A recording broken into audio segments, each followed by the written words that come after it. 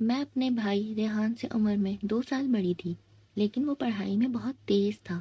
اتنی محنت کرتا تھا کہ اس نے 1 سال میں 2 کلاسیں پڑھ لیں۔ اس طرح وہ مجھ سے آگے ہو گیا۔ میں نے جب کالج میں داخلہ لیا تو اس وقت ریحان 3rd ایئر میں تھا۔ وہ تب بھی کلاس کا ہونہار طالب علم تھا، بہت جوشیلا۔ اس کو لیڈری کا شوق بھی تھا۔ وہ خود کو ہر میدان میں نمایاں دیکھنا چاہتا تھا۔ والد صاحب ریحان سے خوش تھے، لیکن چاہتے تھے کہ وہ پڑھائی کے ساتھ پارٹ ٹائم جاب بھی کرے تاکہ اوائل عمر میں کمانا سیکھ لے۔ میں اس بات کے خلاف تھی، لیکن ریحان نے والد کی خواہش کا احترام کرتے ہوئے گھر کے قریب ایک دکان پر شام کو چند گھنٹے کام کرنا شروع کر دیا۔ اس طرح وہ اپنی تعلیم کے اخراجات خود برداشت کرنے لگا۔ یہ سب بتانے کا مقصد یہ ہے کہ میں سمجھتی تھی ریحان ایک سلجھا ہوا اور مثبت سوچ رکھنے والا لڑکا ہے۔ اس میں کوئی بری عادت نہیں تھی۔ وہ صبح سویرے تیار ہو کر کالج چلا جاتا اور شام کو دکان پر۔ ایک دن اس کے کالج میں کوئی فنکشن تھا۔ یونین کے لڑکوں نے اس کی ڈیوٹی لگائی کہ جا کر اور لڑکے جمع کر کے لائے۔ اس کے ساتھ اور بھی طالب علم تھے۔ جب فنکشن ختم ہو گیا، وہ سب لڑکے ساتھ نکلے اور بس میں چڑھ گئے۔ بس بھر گئی تو کچھ طالب علم اس کی چھت پر چڑھ گئے۔ ان میں میرا بھائی بھی تھا۔ وہ جوش میں کھڑا ہو کر نعرے لگانے لگا۔ اتفاق سے والد صاحب نے اسے دیکھ لیا۔ انہوں نے اس وقت کچھ نہ کہا۔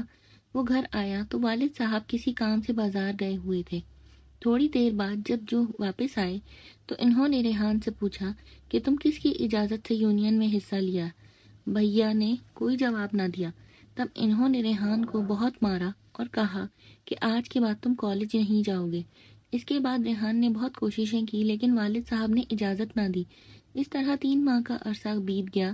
وہ مایوس ہو گیا۔ پہلے اس کا دل پڑھائی میں لگا رہتا تھا، گھر پر بھی کتابیں لیے بیٹھا رہتا، مگر اب اس کا دل پڑھائی میں بھی نہیں لگتا تھا۔ میں اس کی ذہنی حالت یہاں نہیں بتا سکتی کہ ان دنوں وہ کتنا پریشان تھا۔ اس کے چہرے پر اداسی کے گہرے بادل چھائے رہتے، آنکھوں میں ساون بھادوں کی نمی محسوس ہوتی، لہجے میں تلخی رچی ہوتی۔ یہ سب دراصل کالج نہ جا پانے کا رد عمل تھا۔ ابو بھی اپنی جگہ درست تھے، کہتے تھے اس کو لیڈری کی چاٹ لگ گئی ہے، میں اپنے بیٹے سے ہی نہ ہاتھ دھو بیٹھوں، مجھے یہ تعلیم سے زیادہ پیارا ہے۔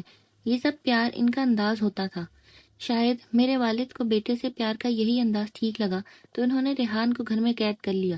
خدا جانے وہ زمانے حالات سے اس قدر خوفزدہ کیوں تھے۔ حالانکہ زندگی موت تو خدا کے اختیار میں ہے، مگر وہ ہر ایک سے کہتے تھے کہ ریحان نوعمر ہے، نوجوان جوشیلا ہے، اس کو حالات کے سپرد نہیں کر سکتا۔ حالات بے رحم ہوتے ہیں، یہ بوڑھے والدین پر مہربان نہیں ہو سکتے۔ میں تعلیم کی خاطر بچے کو کھونا نہیں چاہتا۔ ریحان بھائی نے مایوس ہو کر پڑھائی کا خیال دل سے نکال دیا۔ اب وہ صبح سے رات 9 بجے تک ڈیوٹی پہ رہتے۔ انہی دنوں ایک لڑکی جس کا نام فرحانہ تھا دکان پر آنے لگی۔ اس نے میرے بھائی کو غالباً پسند کر لیا تھا، بہانے بہانے دکان پر آتی۔ ریحان نے بھی اس کا نوٹس لے لیا۔ وہ ان دنوں بہت بجھا بجھا سا رہتا تھا، کسی ذہنی سہارے کا متلاشی تھا۔ فرحانہ اس کے لیے اچھا سہارا ثابت ہوئی۔ وہ اسے تحفے دینے لگا، وہ بھی ریحان کے لیے کچھ نہ کچھ لاتی۔ اس کا گھر ہماری گلی میں تھا، اسی وجہ سے ان کی دوستی مجھ سے چھپی نہ رہ سکی۔ مجھے پتا تھا کہ میرا بھائی روزانہ 10 بجے رات کو اس سے ملنے جاتا ہے۔ وہ اپنے گھر کے دروازے پر آ کر بھائی سے باتیں کر لیتی ہے، اور جب کھٹکا سنتی تو اندر چلی جاتی۔ ریحان ایسا نہ تھا، مگر اس کو تعلیم چھوٹنے کا غم تھا۔ میں جانتی تھی کہ اس نے فرحانہ کی ذات میں وقتی سہارا لیا ہے۔ ابو کو اس کے جذبات کا کچھ احساس نہ تھا۔ ان کو تو بس اس بات سے غرض تھی کہ بھیا کسی کی نظروں میں نہ آ جائے۔ ان کو صرف اپنے بیٹے کی زندگی پیاری تھی، اور میں سمجھتی ہوں کہ ابا کچھ غلط بھی نہیں تھے۔ ہر باپ اپنے جوان بیٹے کی خیر چاہتا ہے۔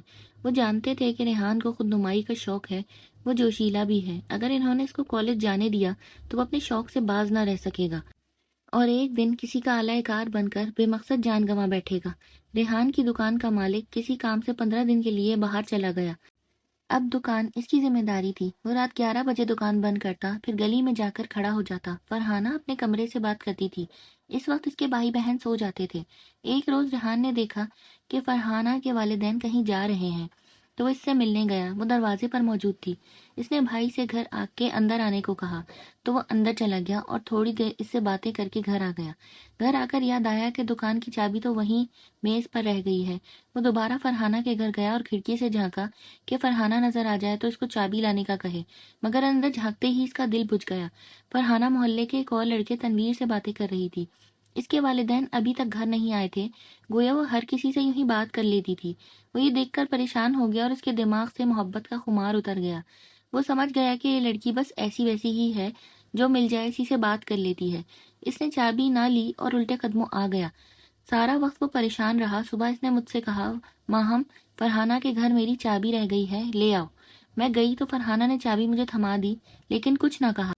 اس کے بعد بھائی نے پھر کبھی اس لڑکی سے بات نہیں کی۔ انہوں نے تو اس کے ساتھ ناتا اس لیے باندھا تھا کہ وہ عمر بھر کا ساتھ چاہتے تھے۔ انہوں نے اسے میلی آنکھ سے نہیں دیکھا تھا۔ وہ اپنے جذبوں میں سچے تھے، مگر فرحانہ جیسی لڑکی نے ان کے سچے جذبوں کا مذاق اڑایا تو انہوں نے اپنے قدم موڑ لیے۔ کہتے تھے میں راستہ بھٹک گیا تھا، اب راہ راست پر آ گیا ہوں۔ انہی دنوں امی کی طبیعت خراب ہو گئی، انہیں اسپتال داخل کرنا پڑا۔ ریحان نے دکان کے مالک سے امی کے علاج کی خاطر کچھ رقم قرض لی۔ یہ صرف 3,000 روپے تھے۔ اس کو پتا نہ تھا کہ یہ قرض سود پر ہے۔ سال گزر گیا اور ریحان رقم نہ لوٹا سکا۔ تب مالک نے کہا کہ تم پر 7,000 روپے کا سود بن چکا ہے۔ یوں 8 ماہ تک اس نے بھیا کو تنخواہ کا 1 روپیہ بھی نہ دیا۔ بھائی اپنے دوستوں سے ادھار لیتے اور تنخواہ کا کہہ کر ابا کو دے دیتے۔ گھر میں اس معاملے کا کسی کو علم نہ تھا۔ 8 ماہ بعد بھیا نے مالک سے کہا، اب میں بغیر تنخواہ کے آپ کی دکان پر کام نہیں کروں گا۔ اس پر مالک بولا، اب تم پر 12,000 روپے بنتے ہیں، کیونکہ سود پر جو رقم لی جاتی ہے وہ ہر ماہ زیادہ ہو جاتی ہے۔ ریحان مالک دکان کے اس ظلم سے تنگ آ گیا تھا۔ اس نے دکان پر جانا چھوڑ دیا، مگر والد صاحب کے ڈر سے اس معاملے کو کسی پر کھلنے نہ دیا، بلکہ گھر سے ہی چلا گیا۔ جاتے ہوئے وہ صرف مجھے بتا کر گیا کہ ماہم آپا یہ حالات ہیں، اس وجہ سے میں کچھ دنوں کے لیے لاہور خالہ کے گھر جا رہا ہوں۔ حالات سنبھل گئے تو آ جاؤں گا، تم گھبرانا نہیں اور میرے بارے میں کسی کو کچھ مت بتانا۔ یہ کہہ کر انہوں نے مجھے قسم دی۔ جاتے ہی انہوں نے میری سہیلی کے گھر فون کر کے مجھ سے بات بھی کی۔ بولے اگر خالہ نہیں ہوتی تو میں کب کا مر گیا ہوتا، بس انہی کی وجہ سے زندہ ہوں۔ ابا جان بہت پریشان تھے، مجھ سے ان کی پریشانی دیکھی نہ جاتی تھی۔ ان کو میں نے بتا دیا کہ ریحان خالہ کے گھر پر ہے، آپ پریشان نہ رہا کریں۔ وہ بولے وہ چلا گیا ہے تو بس اسے وہیں رہنے دو، اس ماحول سے نکل گیا ہے تو اچھا ہی ہوا ہے۔ میں بار بار سہیلی کے گھر فون کرنے نہیں جا سکتی تھی، لہٰذا اسے خط لکھنے لگی۔ وہ بھی جوابی خط لکھ کر بھیجنے لگے۔ اکثر لکھتے کہ گھر والوں سے ملنے کو دل چاہ رہا ہے۔ امی بھی اسے خط لکھتی تھی جس سے ان کو بہت سکون ملتا تھا۔ وہ آنا چاہتا تھا لیکن ابا کے ڈر سے نہیں آتا تھا، حالانکہ وہ خود بھی یہی کہتے کہ اسے وہاں کچھ دن رہنے دو، اپنے گھر کے آرام کی قدر ہونے دو، جیسے گیا ہے کسی دن ویسے لوٹ بھی آئے گا۔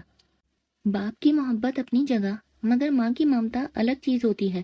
ماں سے زیادہ دن صبر نہ ہو سکا، وہ ابا جان کے منع کرنے کے باوجود خالہ کے گھر چلی گئی۔ یہاں بیٹے کو خوش و خرم پایا، اس میں زندگی کی ایک نئی رمق دیکھی۔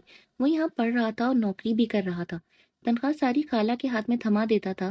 خالہ کی بیٹی آصفہ نے اس کو زندگی سے پیار کرنا سکھا دیا تھا، جو اس سے 2 برس چھوٹی تھی۔ ریحان کو ایک بار پھر ذہنی سہارا مل گیا تھا، انہیں اس کی ضرورت بھی تھی۔ آصفہ نے اس کے مردہ دل میں اپنی توجہ اور محبت سے نئی روح پھونک دی تھی، اور وہ خوشی خوشی زندگی کی مصروفیات میں کھو گیا تھا۔ امی نے جب یہ صورتحال دیکھی تو ان کی دور رس نگاہوں نے بھانپ لیا۔ انہوں نے تبھی خالہ سے رشتے کی بات کی۔ وہ تو یہ خود یہ چاہتی تھیں کہ ریحان جیسے شریف ہونہار اچھے لڑکے سے ان کی بیٹی کا رشتہ ہو جائے۔ انہوں نے انکار نہیں کیا۔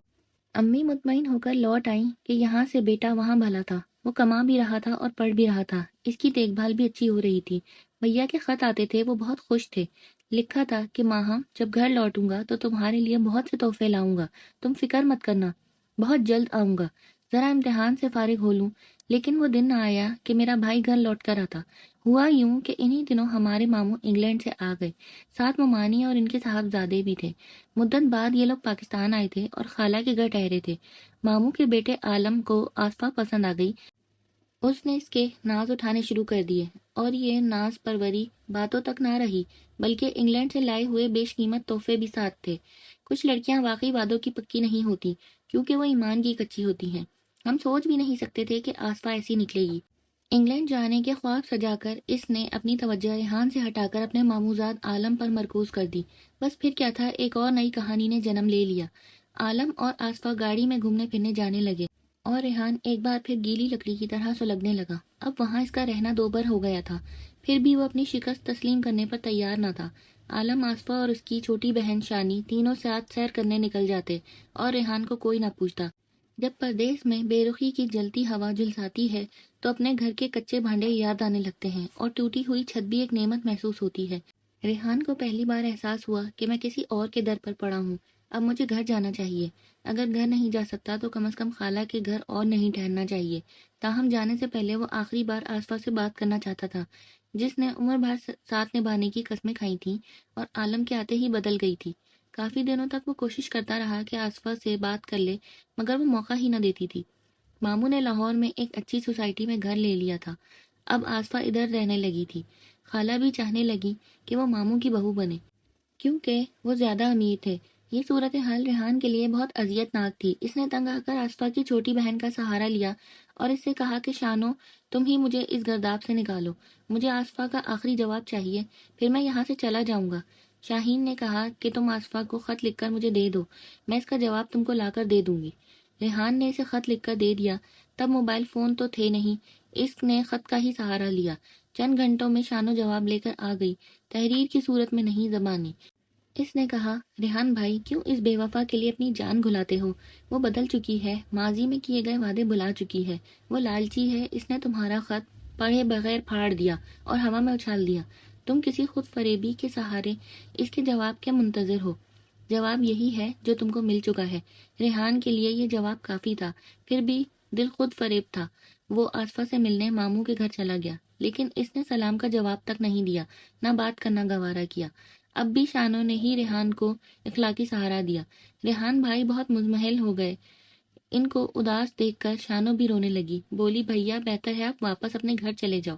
میری بہن تم سے نہیں، قیمتی تحفوں سے پیار کرتی ہے، وہ دولت سے محبت کرتی ہے، تم اس کا خیال چھوڑ دو۔ ریحان کے دل کو دوسری بار چوٹ لگی، اس کو لڑکی ذات سے ہی نفرت ہو گئی۔ وہ خالہ کے گھر سے چلا گیا، خدا جانے کہاں۔ اس کے بعد میرا بھائی بھی لوٹ کر نہیں آیا۔ ابا جان اس کی راہ تکتے تکتے بیمار پڑ گئے۔ امی کی آنکھوں میں موتیا اتر آیا، میں رو رو کر دیوانی ہو گئی۔ دن رات دعائیں مانگتی، مگر بھیا کو نہ آنا تھا، وہ نہ آیا۔ پہلا سال تو ہمارا انگاروں پر گزر گیا۔ ایک سال بعد ہمیں اس کا خط ملا کہ وہ روس میں ہے۔ خدا جانے وہ روس کیا کرنے گیا تھا۔ جہاں سخت سردی ہوتی ہے وہاں کوئی اپنا نہیں ہوتا۔ پھر بھی ہم نے خدا کا شکر ادا کیا کہ اس کی طرف سے ہمیں خیر و سلامتی کا خط تو ملا ہے۔ اس کے بعد امید بن گئی کہ وہ کسی نہ کسی دن آ جائے گا۔ اس آس پر دن گزرتے گئے، لیکن اس کو نہیں آنا تھا، وہ نہ آیا۔ شاید اس کا اپنوں پر سے اعتماد ہی اٹھ گیا تھا۔ پہلے اس کا اپنے والد پر سے، جنہوں نے اپنی محبت کی وجہ سے اسے تعلیم سے دور کر دیا۔ پھر اس کا محبت کی سچائی سے ہی اعتماد جاتا رہا کہ لڑکیاں ہوتی ہی دولت کی پجاری ہیں، یہ محبت نہیں کرتی، مالدار جیون ساتھی ڈھونڈتی ہیں۔ جن کی محبت کے سہارے اس نے زندگی کی تلخیوں کو کم کرنے کی کوشش کی، انہوں نے ہی دھوکہ دیا۔